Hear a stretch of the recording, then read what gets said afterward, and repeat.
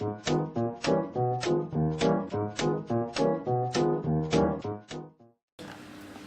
vous avez réalisé en 2007 Fête de Borel, qui était un court-métrage, qui était donc l'histoire d'une femme qui perd son mari. Faire ce film aujourd'hui, faire Le sens de l'humour, ça t'a donné un peu une suite au projet, une nouvelle dimension au projet? Oui, c'est-à-dire qu'en fait, c'était comme une deuxième, enfin, c'était une suite, c'était la deuxième partie presque, enfin, c'était un premier chapitre, en fait, Borel, et là, c'était un peu le second chapitre, c'est-à-dire comment une femme va réussir avec difficulté à aimer à nouveau.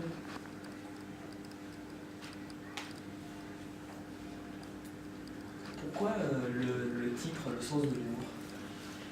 Parce qu'en fait, on se disait que, enfin moi je me disais surtout que même si le film il démarre par un sujet quand même assez grave, on voulait surtout pas que ce soit mélodramatique, que ce soit qu'il y ait du pathos. Et du coup, j'avais vraiment envie qu'il y ait de l'humour dans le film, mêler l'humour et l'amour, et que voilà, c'était la direction à prendre au sens propre, prendre le sens de l'humour. Puis je voulais que ce soit un drame, mais un drame avec de la légèreté aussi. Et alors c'est vrai que c'est pas un titre illustratif, parce que c'est pas une comédie, c'est pas une comédie, mais je trouve qu'il y a de l'humour dans le film. Vous avez vu le film? Oui. Et justement, avec un titre comme ça, vous n'avez pas peur que certains spectateurs soient un peu déroutés ou... Disons que c'est vrai que les titres sont souvent illustratifs, et celui-là il n'est pas, il est plus mystérieux. Et non, j'ai pas peur, je me dis que ça peut aussi faire réfléchir sur le sens de l'humour.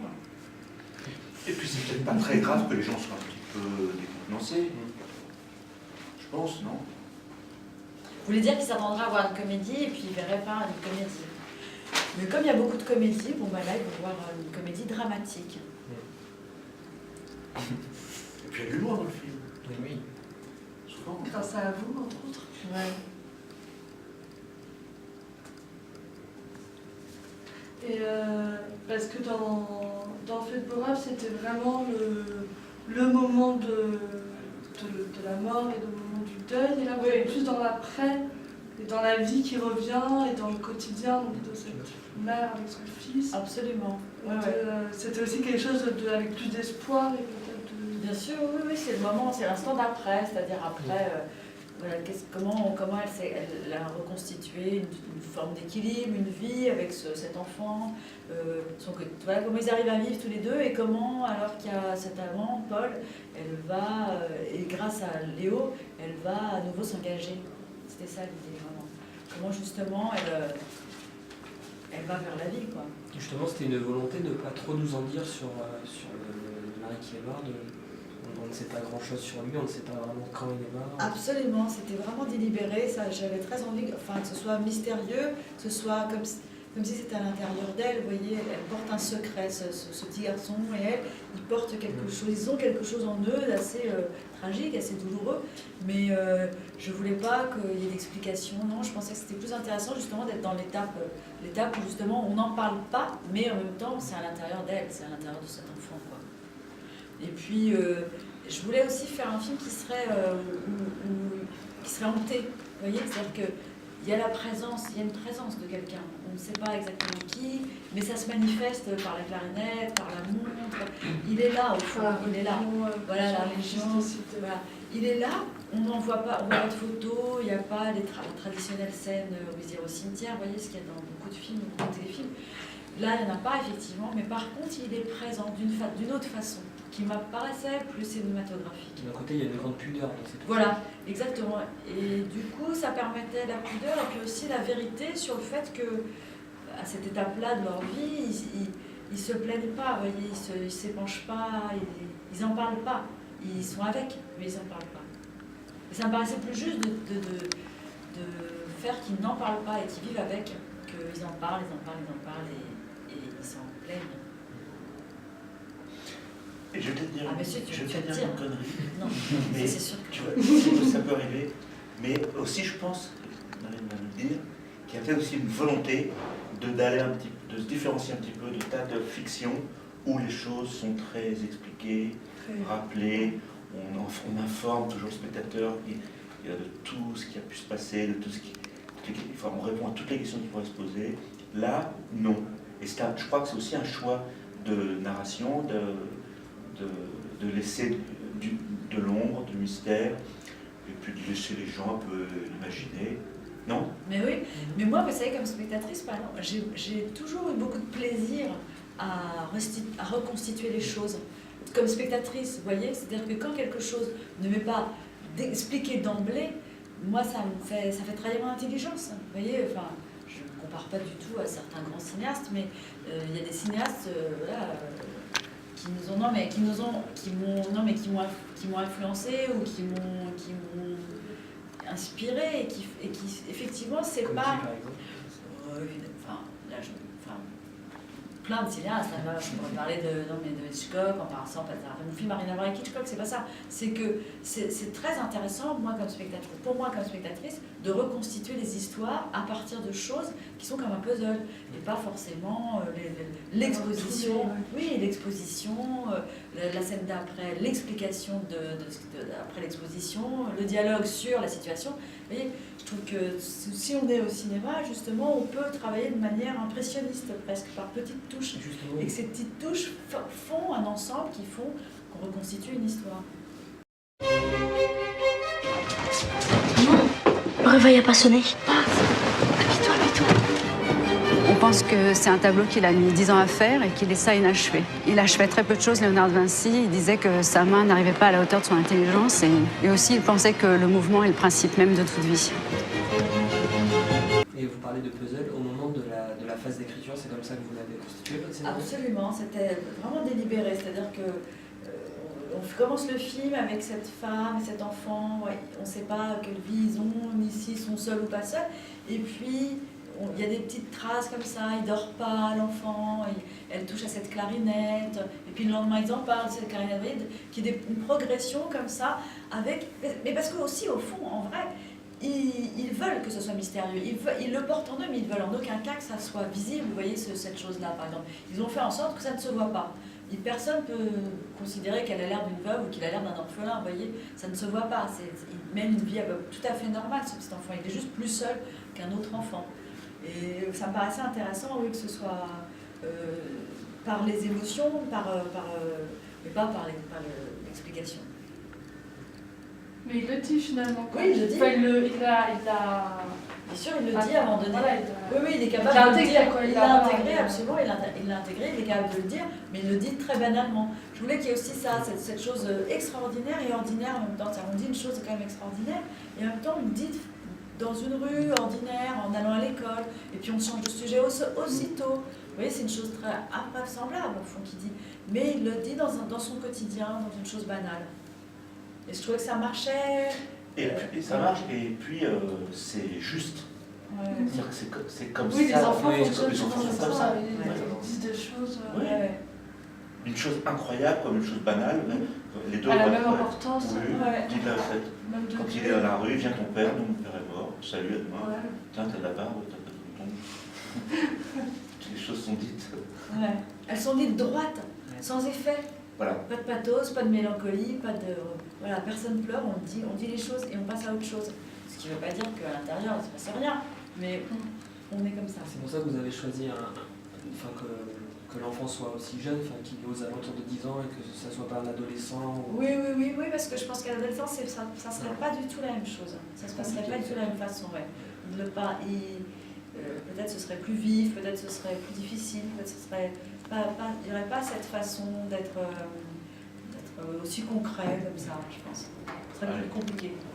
Allez.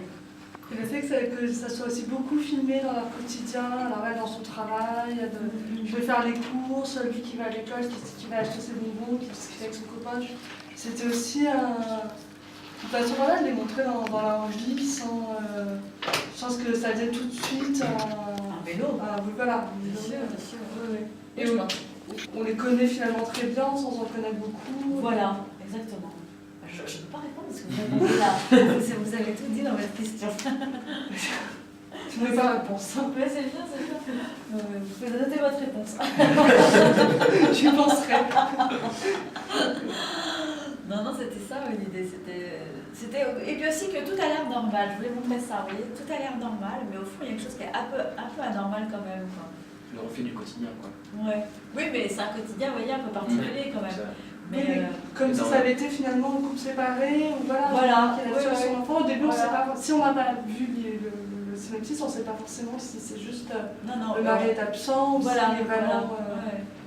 On peut se dire que c'est un couple de Ouais, ouais. parents Et puis divorcés. aussi le fait qu'ils avancent, il y a quelque chose qui avance dans le film, enfin ils avancent, vous voyez, il y a Ils pas sont en de... mouvement. Ils sont en mouvement tout le temps, ils sont toujours en train de faire quelque chose, ils sont toujours... Il y a très peu de moments où ils se posent au fond, quoi. C'est que vers la fin où ça commence à se poser le film. Comment vous avez choisi vos acteurs? Alors, Antoine Chapelle, c'est un très bon acteur, donc j'ai pas eu de mal à le trouver. Terrible. Terrible. C'est un acteur terrible. Je fais la caméra terrible. Et le petit garçon, j'ai fait un casting dans la rue. Voilà. Parce que je ne voulais pas dans un petit garçon qui a déjà joué. Et voilà. Et puis je l'ai choisi et j'avais demandé à ma productrice d'avoir la possibilité de faire ce casting un an avant le film, avant le tournage. Parce que c'était très longtemps avant, ouais. Parce que ça me paraissait très important de créer une complicité avec lui. C'était la condition à ce que cet enfant joue bien. Vraiment. Vous avez un petit peu réadapté l'oral par rapport à cet enfant-là, ou c'était très écrit? Non, c'était très écrit et de temps en temps je l'ai quand même laissé improviser parce que comme il a une nature incroyable, moi je le prenais, vous voyez, il me donne, moi je prends. Donc voilà, il y avait une telle générosité, une telle spontanéité cet enfant que oui, je l'ai laissé improviser avec Antoine, il improvise. Mais c'est marrant parce que je pense que pour les spectateurs comme vous, ça c'est pas du tout évident, mais il y a des moments où il dit un texte quand il marche dans la rue tous les deux, c'est vraiment, c'est écrit, il faut que ça parte, ça démarre un moment, il faut que ça arrive, et puis qu'il est balancé, c'est lui qui est. Enfin, tout est écrit au plus d'autres moments où il est très très libre. Je trouve que j'imagine que ça ne voit pas la différence. Il est toujours, il a toujours l'air d'inventer ce qu'il dit. D'habitude, les enfants, ça t'intéresse pas vraiment? Ouais, mais lui, il me plaît. Je veux bien la clarinette, papa. Ouais. Ton père, il vient ce soir? Non, il est mort, mon père. Ah ouais. Et notamment votre rencontre, c'est un moment qui n'était pas forcément écrit, c'est ça? Disons, il savait qu'on pouvait parler de ça. Il avait une liste de choses dont il pouvait parler, ouais. mais il le faisait à son rythme et dans l'ordre qu'il voulait. Ah oui, donc pour vous, la première rencontre, c'est le premier moment parlé, c'est pas la première fois où ils se croisent. Non, la première fois où ils se croisent au réveil, ça c'était vraiment. Oui. Là, c'est écrit, Ça ouais, c'est il se la met écrit, en puis je place. lui avais dit tu tournes le dos, tu claques les portes, Tu réponds pas. tu poses bien ton vol dans ton du bruit, tu lui montres bien que t'es hostile, quoi. Quand t'es chez toi. Ouais, que c'est ça, que t'es hostile. Et la deuxième rencontre, par contre, je lui avais dit voilà, il faut parler est-ce que tu as un frère, le groupe de rock, la musique. Tu le fais dans l'ordre que tu veux, mais tu le fais, et voilà, et tu vas faire connaissance avec Paul pour la première fois. Et il l'a fait incroyablement. Oui, en variant. Oui. Moi, je lui ai dit, mais toi, tu fais de la musique. Et il y a des prises où il expliquait que sa mère ne voulait pas. Tu sais, l'histoire. Ça tenait la route. À un autre moment, il dit oui, non. Là, ce que tu as gardé, c'est il dit oui, non. Ce qui est vachement. Non, c'est pas bon, grave. je sais pas. Alors qu'on l'a vu avant que la clarinette, c'est plein de sens. Il a fait des choses, des variations, et tout avait du sens, moi, je trouve. Ouais. Tout. Moi, j'ai vu tous les rushs, ce qui ne m'arrive jamais. Sur ce film-là, je l'ai fait. J'ai tout vu. Et il est incroyable. C'est-à-dire que dans les moments libres, tout ce qu'il dit a du sens. Et aurait pu être utilisé. C'est des différentes options de... Mais aussi parce qu'il comprenait, il avait tout compris. Vous voyez, quand on comprend l'enjeu d'un film, l'esprit d'un film, on est libre. Et lui, il avait vraiment... Ouais, naturel. Et lui, il avait vraiment compris. J'en ai parlé, on a passé un an à parler de ce film, à être ensemble, tout ça. Il avait tellement compris qu'au fond, il pouvait aller d'un endroit à un autre totalement librement. Il était toujours juste. Et puis il a cette chose incroyable qui est la présence. Et ça, une présence... Ça s'invente pas, c'est comme ça, il y a des gens qui sont présents à l'image et pas d'autres. Et lui, il a une vraie présence. Et il fait confiance à ça, c'est-à-dire qu'il n'avait absolument pas peur du silence. Ça aussi, c'est extraordinaire. Hein. C'est-à-dire qu'il pouvait tout à fait se taire et être présent dans le plan. Et ça, il n'y a pas beaucoup d'acteurs qui savent faire ça, faire confiance à ça, disons.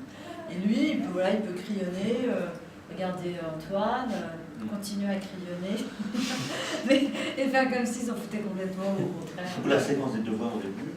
Ouais. Oui, ça c'est une vraie scène d'impro. Je lui avais dit, voilà. C'est vrai devoir. C'est vrai devoir. Je lui avais dit, tu apprendras les bouts, mais je sais pas, tu vas me la réciter. Puis je fouille dans ton sac et je vais te faire des devoirs, attention. Et Donc, il ne savait pas du tout ce qui allait se passer, quoi. Mais il a joué le jeu, et du coup, il m'a récité les hiboux. Effectivement, il s'est trompé, là, ça n'est pas très bien. Mais ça joue, vous voyez, ça joue. Ouais, ça joue. Ouais. Jusqu'à la fin. Tu répètes. Ouais, c'est ça. Les âmes du Moi, si vous voulez, on peut parler non-stop de cet enfant. Si vous voulez. C'est une question, alors. Si vous voulez, je suis intarissable. Comment tu dis j'en ai parlé pendant 1 an? Je l'ai vu pendant 1 an. Oui, mais ça m'interpelle un peu. Mais c'est-à-dire que je l'ai vu à peu près. À partir du moment où tu savais que c'était lui. Où je l'ai choisi, je l'ai vu à peu près 1 ou 2 fois dans le mois. Et on faisait quelque chose. Ah, d'accord. Je l'emmenais à l'orangerie, je l'emmenais au Louvre, j'allais le chercher à l'école, j'allais déjeuner le mercredi avec lui. C'était pas une scène de répétition? Ah non, on l'a jamais répété. Non, mais c'est pour ça que ça m'interpelle, parce que pendant 1 an. C'était une manière d'avoir, vous, une complicité avec lui, qui soyait avec une familiarité, mais d'accord. je voulais surtout pas répéter. Je voulais surtout pas je voulais qu'il sache le texte par cœur. 1 mois avant, je lui ai dit voilà. Par contre, l'autre chose, c'est qu'il va falloir que tu travailles. Être acteur, c'est travailler. Ça a été difficile pour lui d'apprendre? Pas du tout, pas du tout. Ah non, il savait par cœur le scénario de la première page à la dernière, le premier jour du tournage. Je lui ai dit voilà, on fait scène 25, fais voir, scène 14, fais voir. Il connaissait tout par cœur. Je lui ai dit voilà, c'est ça. Tu vas être acteur, c'est travailler, c'est connaître son texte par cœur, vraiment. Et après, tu vas voir, si tu as cette rigueur, tu vas pouvoir jouer. Et tu vas voir comme c'est agréable de jouer quand tu as cette rigueur. Et lui, vous voyez, il a tout compris. Il m'a dit ok, très bien, c'est la règle du jeu. Je dis voilà, c'est la règle du jeu. Sinon, tu fais pas le film. Alors. Non, mais c'est vrai. Je voulais qu'il comprenne. C'est pas juste. Oui, on n'arrive pas sur un plateau et on est naturel. Non, on est sur un plateau parce qu'aussi on a travaillé. Et ça, il a tout compris et il s'y est plié. Et surtout, du coup, il avait envie, quoi. Et moi, je crois beaucoup au plaisir. Maintenant qu'il a fini ce film, il a envie de faire ce métier, c'est sûr. Oui, je crois quand même qu'il a vu que c'était bon. En même temps, moi, comme j'étais littéralement dingue de lui. Il était très heureux. Très heureux. Ouais. Il adore Marilyn. Ouais. Ça fait 1 an que le film est fini. Ouais. Quand j'entends Marilyn l'appeler régulièrement, il est fou de joie. Il a une mère qu'il adore, mais il adore Marilyn. L'autre jour, c'est ça, j'ai appelé, je lui ai dit, tu sais, on se voit pas beaucoup parce que moi je fais la tournée, je présente le film partout, mais je pense à toi, tu me manques, il me dit, oh moi aussi. Je vais te craquer. Il a vu le film la semaine dernière pour la première fois. Il est venu avec 4 potes. Ouais. Et il fait une tête de plus que tous ses copains, parce qu'il est très jeune en fait. Il est très jeune, il est grand. Il est assez grand, mais maintenant il a 10 ans. Il avait 9 ans à l'époque. C'est un colosse. Il est en quelle classe? Il est en CM2.